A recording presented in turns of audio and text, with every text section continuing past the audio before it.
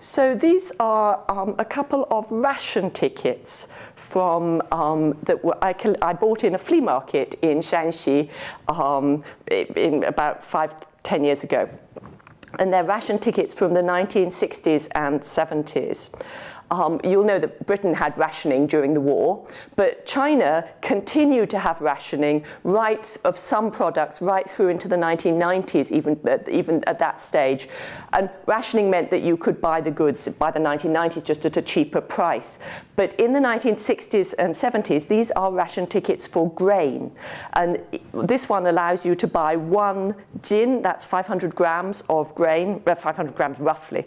And this allows you to buy 5 jin of grain. And so if you look at them carefully, you'll see that this one, if you can read Chinese, or if you learn to read Chinese, you'll be able to see that this one says 中华人民共和国全国粮票. And it is a ration ticket for the whole country. And so with this ration ticket, and you see it's been used quite a lot and saved up quite carefully, you could buy grain anywhere in China. So that was a very valuable thing to have, because although you needed money to buy grain, but you also needed a ration ticket.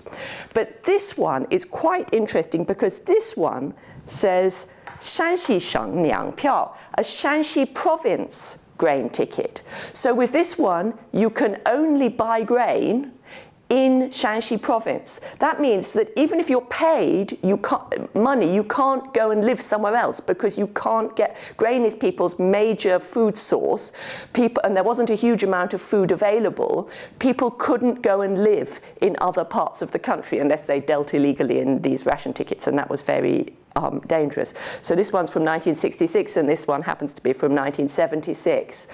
And this was a way in which the Chinese government enforced a system they had which forced people to live in certain places. You couldn't, and that system is only in the process of being abolished gradually now, where you couldn't simply move from one part of the country to the other. You were registered in one place and you had to stay in that place. So it was part of a control system. It's known as the household registration system, where you had papers in one place, and it was very, very difficult to move to another place unless you were a woman who married.